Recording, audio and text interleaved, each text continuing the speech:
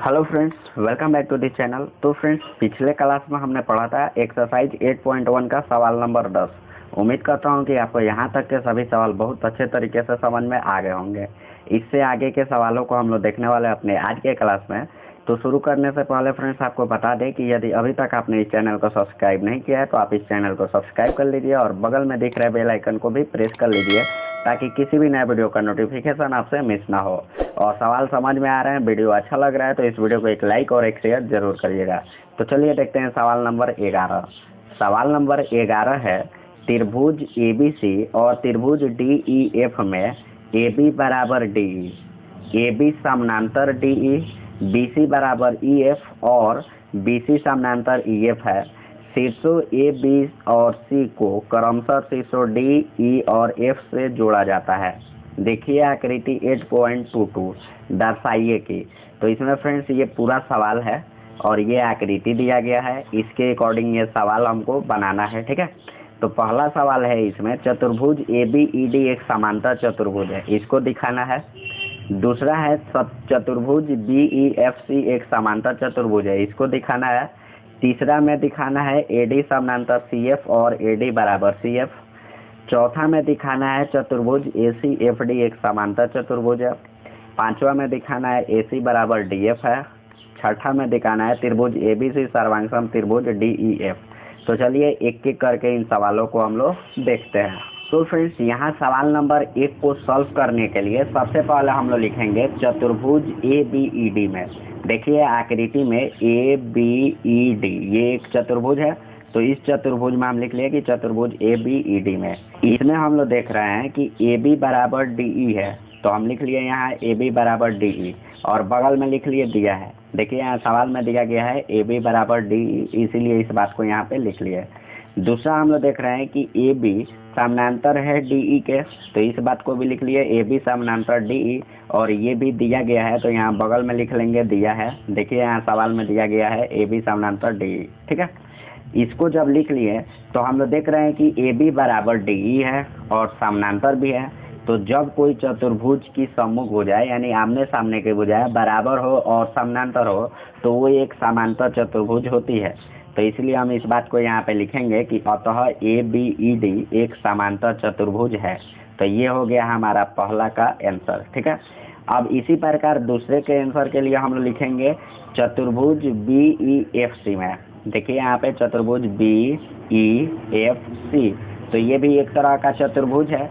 तो इसमें हम लोग देख रहे हैं कि BC बराबर EF और ये सवाल में यहाँ पे दिया गया है, तो इसलिए हम इस बात को यहाँ पे लिख लिए बगल में कि दिया गया है। ठीक है, उसके बाद लिखेंगे BC समानांतर EF, ये भी सवाल में दिया गया है यहाँ पे BC समानांतर EF, तो इस बात को भी यहाँ लिख लिए BC समानांतर EF और बगल में लिख लिए दिया है। तो जब आमने सामने की भुजाएं बराबर और समानांतर होती है तो वो चतुर्भुज क्या होता है? समांतर चतुर्भुज। तो इसी बात को फिर से हम यहाँ लिख लेंगे, अतः BEFC एक समांतर चतुर्भुज है। तो ये दोनों का दोनों आंसर हो जाएगा, पहला का और दूसरा का। अब हम लोग देखते हैं तीसरा का। तो तीसरा में हमको दिखाना है AD समानांतर CF और AD बराबर CF। तो इसी के अकॉर्डिंग हम लोग इसको सॉल्व करेंगे। तो सबसे पहले हम लिखेंगे चतुर्भुज ABED में। देखिए यहाँ पे चतुर्भुज ABED यानी ये बड़ा वाला चतुर्भुज है। इसमें अगर हम लोग देख रहे हैं तो AD बराबर BE, इसको मान लेंगे समीकरण 1। देखिए यहाँ पे पहले वाले सवाल में हम क्या सिद्ध किए थे कि ABED एक समांतर चतुर्भुज है। तो हमको मालूम है कि समांतर चतुर्भुज में आमने सामने की भुजाएं बराबर और समांतर होती है। तो इसी हिसाब से हम यहाँ लिख लिए AD बराबर BE, इसको मान लिए समीकरण 1 और लिख लिए AD समांतर BE, इसको मान लिए समीकरण 2। ठीक है, अब हम लोग लिखेंगे चतुर्भुज BEFC में, यानी पहले और दूसरे सवाल में जिस चतुर्भुज को सिद्ध किए थे उसी चतुर्भुज को यहाँ पे लिखेंगे। तो लिख लिया यहाँ चतुर्भुज BEFC में। तो हम लोग लिखेंगे BE बराबर CF, क्योंकि समांतर चतुर्भुज की आमने सामने की भुजाएं बराबर होती है और समांतर होती है। तो लिख लिए यहाँ BE बराबर CF, इसको मान लिया समीकरण 3। उसके बाद लिखेंगे BE समांतर CF, इसको मान लेंगे समीकरण 4। अब हम यहाँ आगे लिखेंगे समीकरण 2 और 4 से। तो समीकरण 2 में हम लोग देख रहे हैं कि AD समांतर BE है और 4 में देख रहे हैं कि BE समांतर CF है। तो देखिए यहाँ भी BE है, यहाँ भी BE है। तो जब BE आपस में बराबर है तो AD समांतर CF हो जाएगा। तो हम यहाँ लिख लिए AD समांतर CF और इसको मान लिए समीकरण 5। ठीक है। ठीक उसी प्रकार समीकरण 1 और 3 से, तो समीकरण 1 में हम लोग देख रहे हैं कि AD बराबर BE है। समीकरण 3 में देख रहे हैं कि BE बराबर CF है। तो BE बराबर है, तो इसीलिए AD बराबर क्या हो जाएगा, CF। तो हम यहाँ समीकरण 1 और 3 से क्या लिख लिए, AD बराबर CF। और इसी को हमको सिद्ध करना था। देखिए यहाँ AD समांतर CF सिद्ध कर दिए यहाँ पे। उसके बाद सिद्ध करना है AD बराबर CF, तो इसको यहाँ पे सिद्ध कर दिए कि ये सवाल नंबर 3 का आंसर है। अब हम लोग देखते हैं सवाल नंबर 4। तो सवाल नंबर 4 में हमको दिखाना है चतुर्भुज ACFD एक समांतर चतुर्भुज है। ठीक है। तो इसी चतुर्भुज को हम लिख लेंगे कि चतुर्भुज ACFD में, ठीक है। तो हम देखेंगे ACFD, इसमें अगर हम देखें तो हम देख रहे हैं कि AD बराबर CF, इसको हम लोग समीकरण 6 में सिद्ध किए थे। ठीक है। उसी तरह AD समांतर CF, इसको हम लोग समीकरण 5 में सिद्ध किए थे। तो ये हम लिख लिए AD बराबर CF और AD समांतर CF। जब आमने सामने की भुजाएं बराबर और समानांतर हो जाए तो ये चतुर्भुज क्या होगा, समांतर चतुर्भुज। तो इसलिए हम यहाँ पे लिख लिए कि अतः ACFD एक समांतर चतुर्भुज है। ये हो गया हमारा 4 नंबर का आंसर। ठीक है। अब हम लोग देखते हैं 5 नंबर। तो 5 नंबर में हमको सिद्ध करना है AC बराबर DF। AC बराबर DF, तो हम लिखेंगे यहाँ पे कि चतुर्भुज ACFD में, अभी हम चतुर्भुज ACFD को क्या सिद्ध किए थे, समांतर चतुर्भुज। तो समांतर चतुर्भुज में हम लोग जानते हैं कि आमने सामने की भुजाएं बराबर और समांतर होती है। तो चतुर्भुज अगर ACFD में देखें तो AC बराबर DF होगा। तो इस बात को हम यहाँ पे लिख लिए AC बराबर DF, और यही हमको सिद्ध करना था 5वां में। तो ये हो गया हमारा 5वां का आंसर। अब हम लोग देखते हैं 6 नंबर। 6 नंबर में हमको दिखाना है त्रिभुज ABC सर्वांगसम त्रिभुज DEF। तो हम यहाँ लिखेंगे त्रिभुज ABC और त्रिभुज DEF में, त्रिभुज ABC और त्रिभुज DEF में। तो इसमें हम लोग देख रहे हैं, देखिए ये वाला त्रिभुज है ABC और ये वाला त्रिभुज है DEF। इसमें हम लोग देख रहे हैं कि AB बराबर DE, ये सवाल में दिया गया था। देखिए यहाँ पे, तो इस बात को हम लिख लिए यहाँ पे कि AB बराबर DE। ठीक उसी तरह दूसरा है AC बराबर DF। देखिए AC बराबर DF, और ये लिख लिए हम लोग सिद्ध किए थे। तो AC बराबर DF हो गया।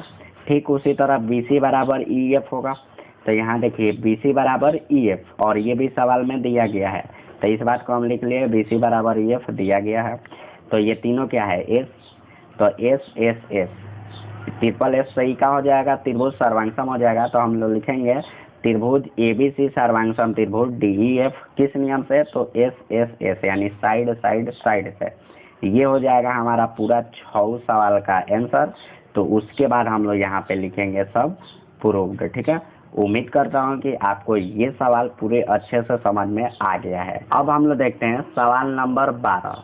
तो सवाल नंबर 12 है ABCD एक समलंब है जिसमें AB समांतर DC और AD बराबर BC है। देखिए आकृति 8.23, दर्शाइए कि कोण A बराबर कोण B, कोण C बराबर कोण D, त्रिभुज ABC सर्वांगसम त्रिभुज BAD और विकर्ण AC बराबर विकर्ण BD है। ये चारों सवालों को हमको दिखाना है। तो देखिए ये आकृति दिया गया था ABCD और E। ठीक है। इसमें C और E को हम लोग आपस में क्या किए हैं, मिला दिए हम। और ये कोण का नाम हम लोग अपने से लिखे हैं 1 2 3 4, क्योंकि इसका ज़रूरत हमको सवाल में पड़ेगा। तो इसीलिए हम इसको लिख लिए हैं। चलिए अब एक एक करके इन सवालों को हम लोग समझते हैं। तो देखिए यहाँ पे सवाल नंबर 1 को सॉल्व करने के लिए हम सबसे पहले लिखेंगे चतुर्भुज AECD में। देखिए AECD यानी ये बड़ा वाला क्या है, चतुर्भुज।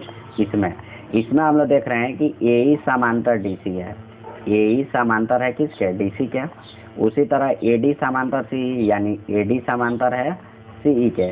तो AE समांतर DC ये तो सवाल में दिया गया था, तो हम लिख लिए दिया गया है। और AD समांतर CE ये हम लोग रचना से निकाले हैं, क्योंकि यहाँ दिया है कि AB को बढ़ाइए और C से होकर एक भुजा CE निकालिए। ठीक है। तो इसको हम लोग लिख लिए। अब लिखेंगे अतः AECD एक समांतर चतुर्भुज है। AECD एक समांतर चतुर्भुज है। क्यों समांतर चतुर्भुज है? क्योंकि देखिए आमने सामने की भुजाएं एक दूसरे के क्या है, समांतर है। जब आमने सामने के भुजाएं एक दूसरे के समांतर है तो ये कौन सा चतुर्भुज होगा, समांतर चतुर्भुज। तो इसी बात को हम यहाँ लिख लिए कि अतः AECD एक समांतर चतुर्भुज है। तो जब ये चतुर्भुज समांतर है तो इसके आमने सामने की भुजाएं भी बराबर होगी। तो इसी बात को हम यहाँ लिखे हैं कि AD बराबर CE, AD बराबर CE, और इसको मान लिया समीकरण 1। ठीक उसी तरह क्या लिख दिए, AD बराबर BC। देखिए AD बराबर BC यहाँ लिख दिए और इसको मान लिया समीकरण 2, और ये सवाल में दिया गया है। देखिए यहाँ पे दिया गया है AD बराबर BC, तो इस बात को हम लोग यहाँ पे लिख लिए और समीकरण 2 मान लिया। अब हम देखें अगर समीकरण 1 और 2 से, तो समीकरण 1 और 2 से देखें तो CE बराबर BC हो जाएगा, क्योंकि देखिए AD आपस में बराबर है, यानी लेफ्ट साइड वाला जब बराबर है तो राइट साइड वाला भी आपस में क्या होगा, बराबर। तो यहाँ हो जाएगा CE बराबर BC, और बगल में लिखेंगे समीकरण 1 और 2 से। ठीक है, अब हम लोग देखेंगे कि त्रिभुज BCE में, तो देखिए यहाँ त्रिभुज BCE में, त्रिभुज BCE में हम लोग क्या देख रहे हैं कि कोण 3 बराबर कोण 4 है, और इसको मान लेंगे समीकरण 3। कोण 3 बराबर कोण 4 कैसे हो गया, तो देखिए यहाँ पे AD बराबर BC है, AD बराबर BC। ठीक है, और यहाँ से हम लोग निकाले थे CE बराबर BC, तो CE बराबर BC। तो जब त्रिभुज की दो भुजाएं आपस में बराबर है तो इसका सम्मुख कोण भी आपस में क्या होगा, बराबर। तो देखिए BC के सामने क्या है, कोण 4, और CE के सामने क्या है, कोण 3। तो कोण 3 और कोण 4 आपस में क्या होगा, बराबर। तो इस बात को हम यहाँ लिख लिए, कोण 3 बराबर कोण 4, और इसको मान लिए समीकरण 3। अब हम लोग लिखेंगे आगे, कोण 2 प्लस कोण 3 बराबर 180। कोण 2 और कोण 3 मिलके कितना होगा, 180, क्योंकि एक लाइन के एक साइड में कोण है। तो हम बताए हैं कि जब एक लाइन के एक साइड में कोण रहेगा तो उनका योग कितना होगा, 180, और उस नियम को हम लोग कहते हैं रैखिक युग्म। ठीक है, तो इसीलिए बगल में हम लोग लिख लिए रैखिक युग्म। ठीक उसी तरह जब कोण 1 और कोण 4 जोड़ेंगे तो ये भी 180 होगा। क्यों होगा, क्योंकि अंतः कोण है। देखिए कोण 1 प्लस कोण 4 बराबर 180 डिग्री, क्योंकि ये अंतः कोण है, तो बगल में हम लोग लिख लिए अंतः कोण। अब हम लोग देख रहे हैं कि कोण 2 प्लस 3 भी 180 के बराबर है, कोण 1 प्लस 4 भी 180 के बराबर है। तो जब ये राइट साइड बराबर है तो ये लेफ्ट साइड ऑटोमेटिक बराबर होगा।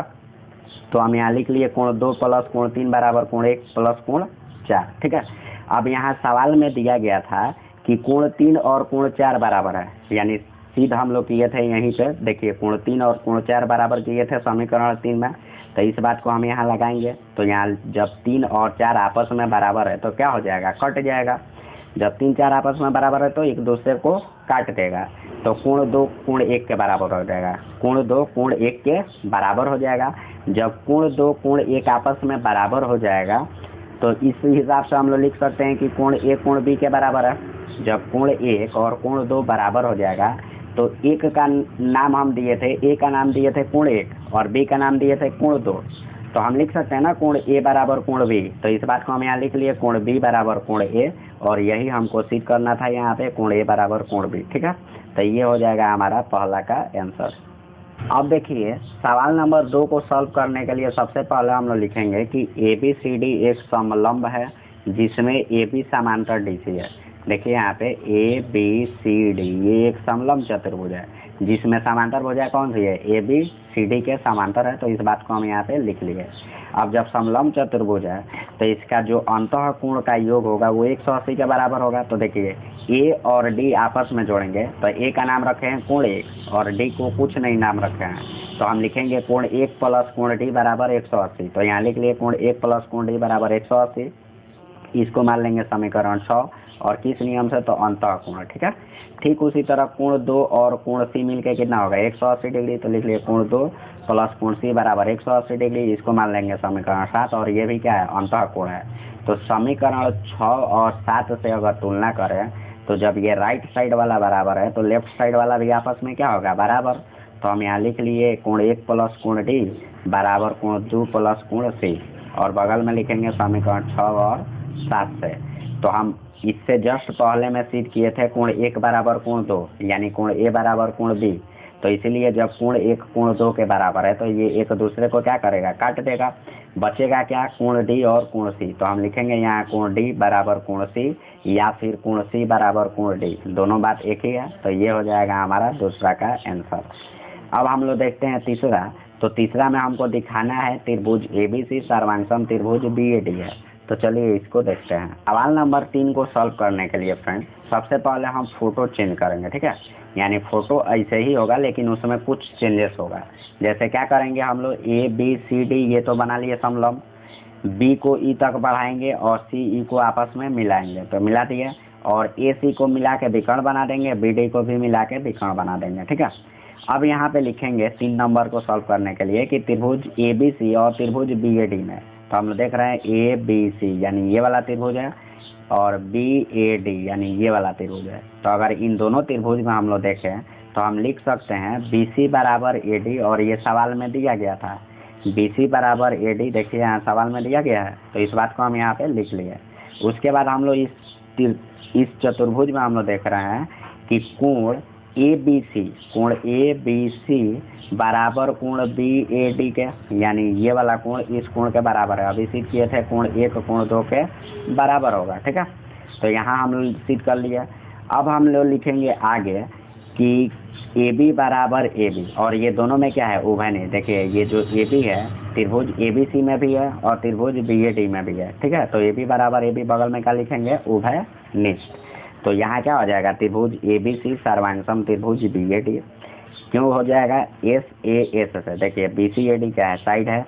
कोण ABC कोण BAD क्या है, एंगल है। ABAB क्या है, साइड है।